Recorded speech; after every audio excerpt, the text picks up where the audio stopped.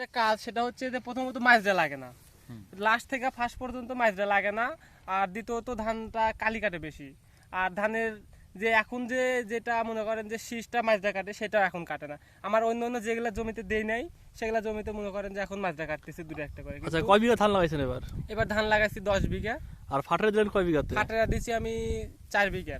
আর বাকি 6 বিঘাতে ফাটারা দেওয়া নাই? ফাটারা দেই নাই। তাহলে মনে হচ্ছে 6 বিঘাতে ফাটারা না দেওয়া ভুলই হয়েছে। ফাটারা না দিয়ে আমার আসলেই ভুল হয়েছে। আগামীতে কি ফাটারা ব্যবহার করবেন? আমি আগামীতে করব, বরং আমি কিছু সরিষার 2 বিঘা জমি আছে, সেই 2 বিঘাতে আমি ফাটারা দিছি। বাহ, মাশাআল্লাহ মাশাআল্লাহ। যদি আরো থাকতো তাহলে আমি আরো জমিতে ফাটারা আপনি দিতাম। কি মনে করতেছেন ফাটারা দিয়ে আপনার ফলন বাড়বে?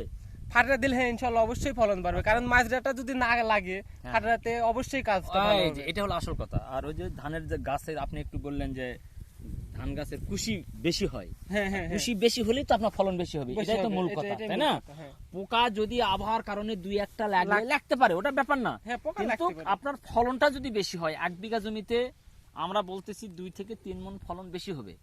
আগামী রবিবারে আপনার এখানে আমাদের যে ফলন দিবস করব, সেইখানে আপনার এখানে যে